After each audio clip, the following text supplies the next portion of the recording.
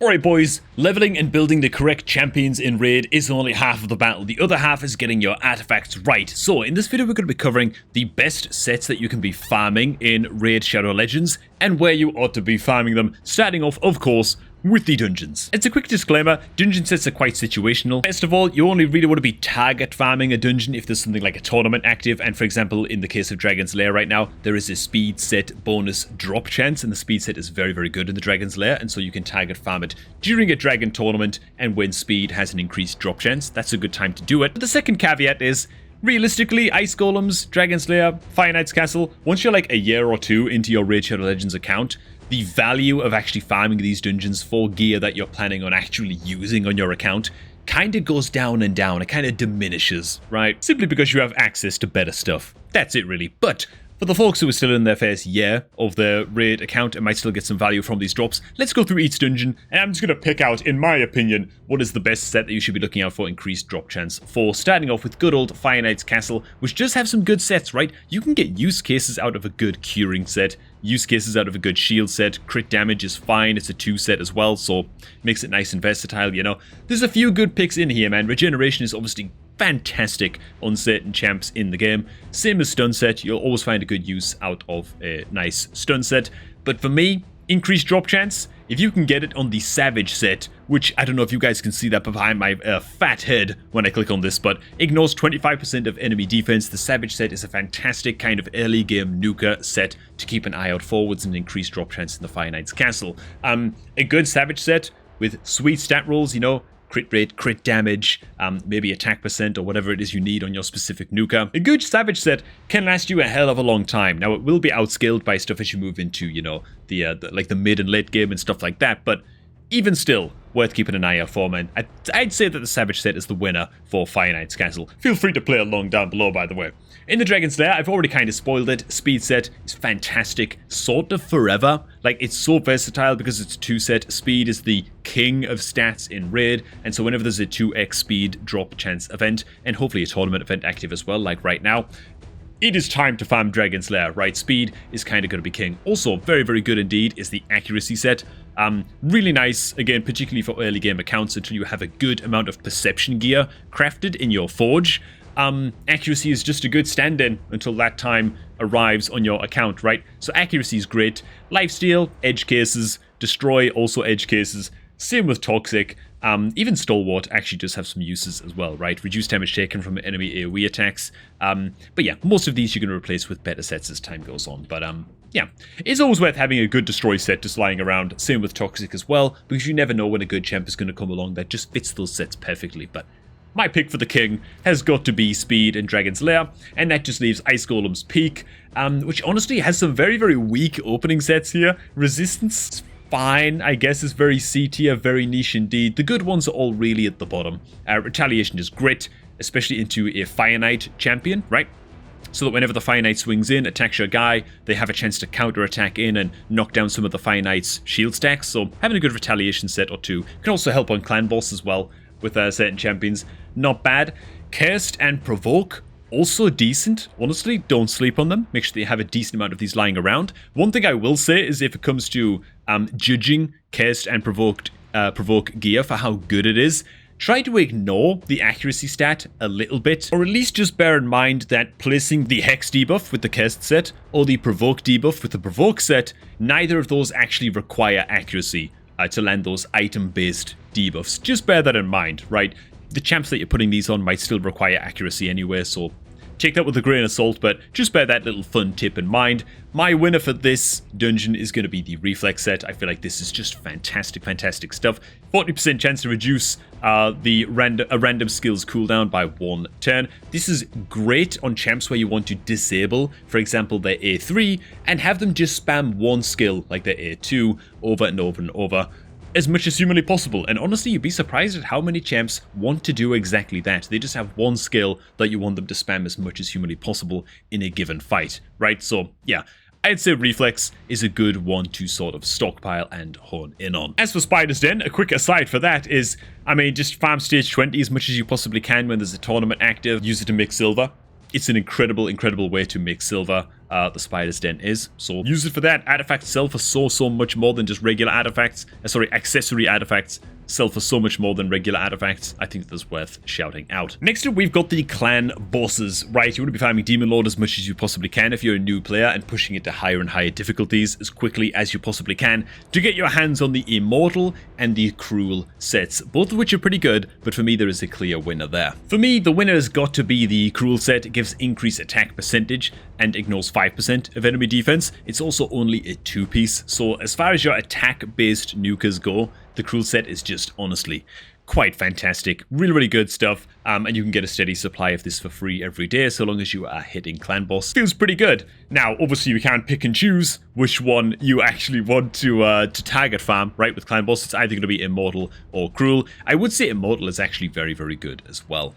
By the way, you're particularly looking for percentage HP rolls on your Immortal gear, as well as speed, of course, and you will find uses for them. For example, like I found here on Magna, my HP-based nuker, right? So Magna scales off of HP. You want them to have as much HP as possible, and you can have incredible things happen, such as the triple roll into percentage HP here on this Immortal-style weapon. And yeah, my Magna has like 81,000 health, which is crazy as hell, because now not only is he tanky as hell, but he also hits like a truck. So you will find HP scaling champs that you do want Immortal pieces on. Honestly, all of the clan boss gear is very good. Next up, we have Faction Wars gear, or rather, the materials that drop in Faction Wars and that you then use for crafting in your forge building. So if we just head on into the forge, we of course have Resilience gear and Perception gear. For me, to be honest, Resilience isn't exactly a bad set, but it's not great either. It's very kind of B tier, right? Whereas Perception, on the other hand, giving that plus 40 accuracy and 5% speed. On a 2 set,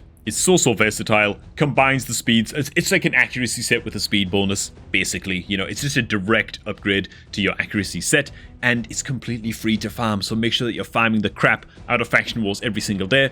And honestly, I think when your account is super early, it's probably even worth throwing some things like rank charms and rarity charms and whatever into crafting your 5 and 6 star Perception gear whenever you've got the opportunity in the very early months of your account. Just because if you get some good rolls with this, right, you get some Perception gear that has speed substats and accuracy substats, dude, it's gonna last you a hell of a long time. I mean, plenty of super late game accounts still use Perception gear on a lot of their champs. It's a great investment indeed. Whereas Resilience, I mean, it's fine to craft some high level Resilience gear early on. That said, should you really be dumping rank and rarity charms and like mythical charms into it and whatever? Yeah, probably not, okay? Don't do that. The Resilience set is not good enough for that. It is great, however, to craft a load of garbage with the Resilience set and then sell it off to make some silver during clan versus clan events and stuff like that. That's probably the best use that you're going to get for your Resilience set, man. Perception is the clear winner for Faction Wars gear. Hey, man, if you're enjoying this video and you want to help to support me, the easiest way you can do that, as well as get yourself a crap load of free rewards, is by signing up to Raid right now using my promo link down below at the top of the video description. Doing so will kickstart your new account with a free epic champion, as well as a whole bunch of starting rewards, including chickens, silver, and all of that good stuff, man. The sweetest, juiciest possible way to jumpstart your new Raid account, man. Christ, I might even use my own promo link when I eventually start off a new 100% free-to-play adventure sometime soon. So maybe if that's something that you want to take on, a challenge that you want to tackle, then do so using my link, man. It would be sweet. Next up, and we'll be getting back to the Forge very soon, we've got the Doom Tower gear. Now, we are currently in the Frost Spider rotation. As a new player, you might think, what the hell's he talking about? Rotations? What's this rotation action to do with Doom Tower that he's talking about? Well, there are 3 rotations in Doom Tower, and that means that the bosses that you meet in Doom Tower switch once per month, right? They go on a rotation. There's 3 of them, and in each rotation, there is a best possible boss that you can be farming for the best possible gear. So each boss in Doom Tower drops different materials. The first decent gear that you can grab from the rotation that we're actually currently in at the time of recording this video is going to be the Fatal gear that drops from Magma Dragon. Now, is this the best nuker gear in the game? It gives 15% attack and 5% crit rate. It's fine, okay? It's like low A tier, maybe. It's not bad, okay? But it's also not great. It just happens that rotation number 1, okay? The rotation with Frost Spider as the final boss, and with Magma Dragon in the rotation, It just happens that Magma Dragon is the best of a bad bunch, okay?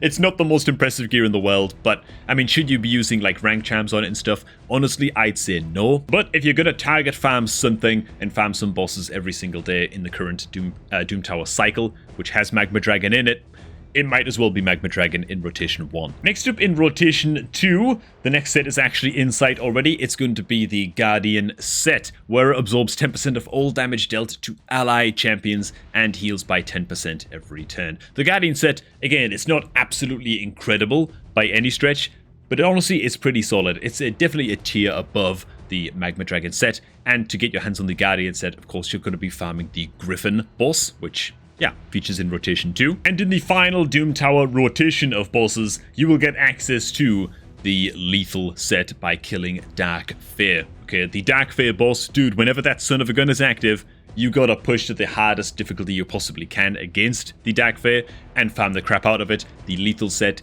is an S tier Nuka set. Not only does it ignore 25% of enemy defense like the Savage set, but you also get a free 10% crit rate just from equipping the son of a gun as well. The lethal set is indeed one of those sets where you should not be too shy about spending your rank charms, your rarity charms, maybe even some substat charms as well on aggressive stats that you're looking for. Yeah, the lethal set is well up there as one of the best in Raid Shadow Legends. Next up we have the Relentless set, and this one is only acquirable from...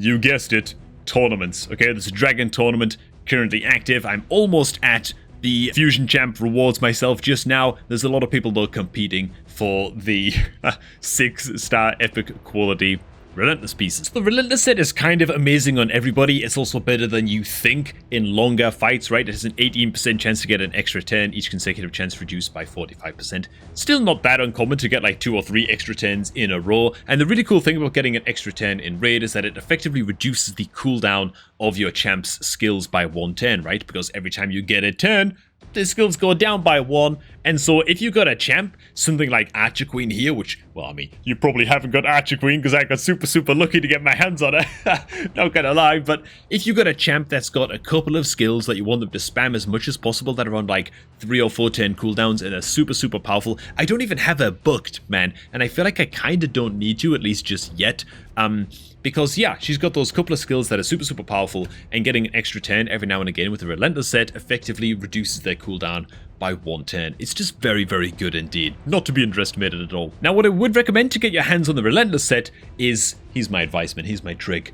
Wait until there is a fusion event active, particularly a very popular champ, okay, that a lot of people are going to want to get their hands on when the fusion events begin near the beginning of the month. And then wait for a tournament to begin where there are a lot of events going on at the same time, okay?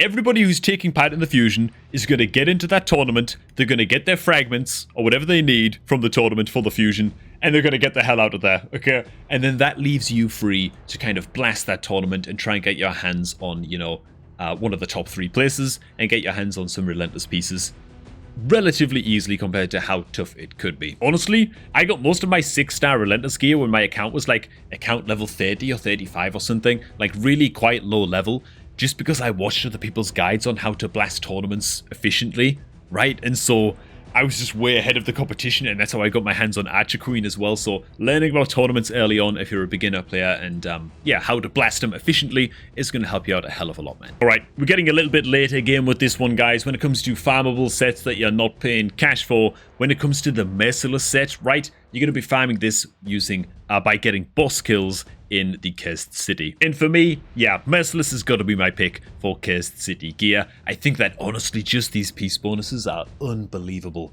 I mean, read these, dude.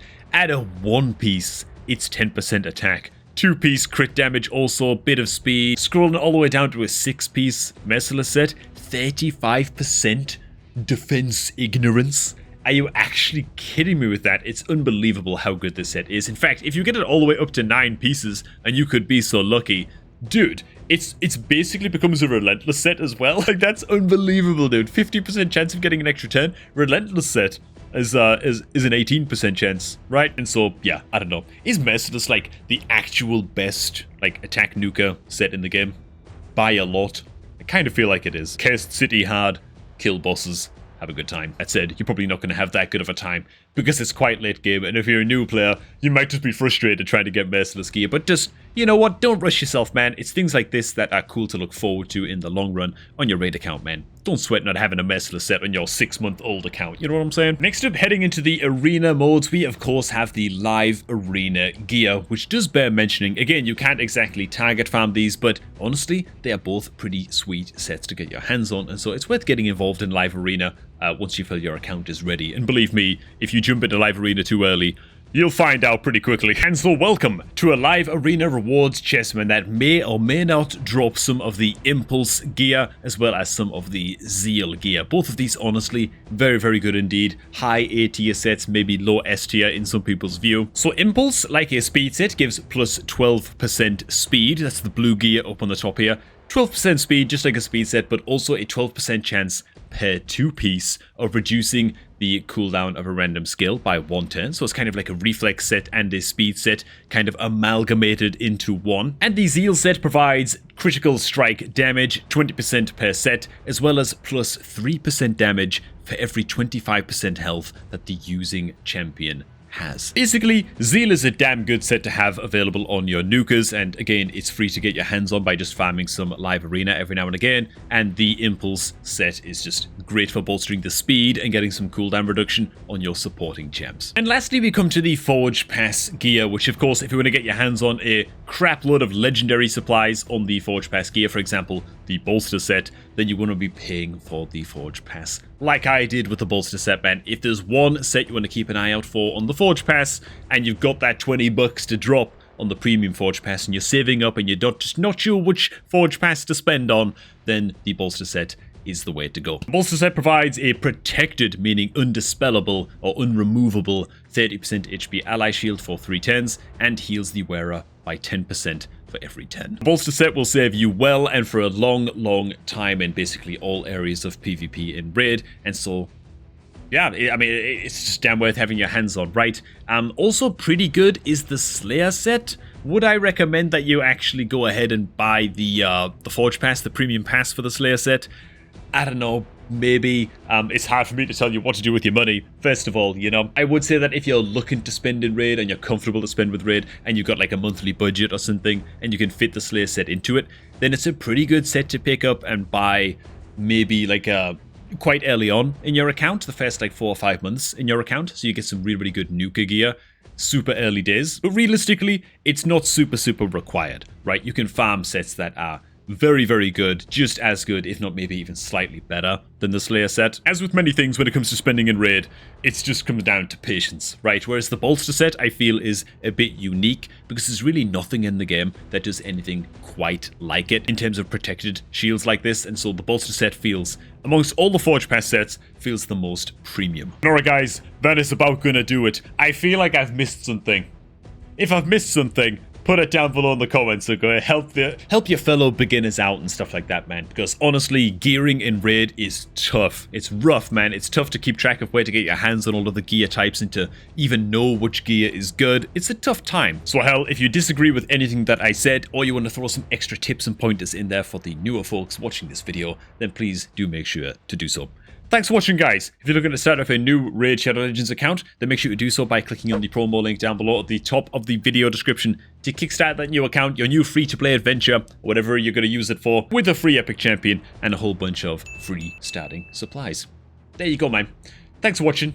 I'm going to catch all of you all just a tad bit later, man.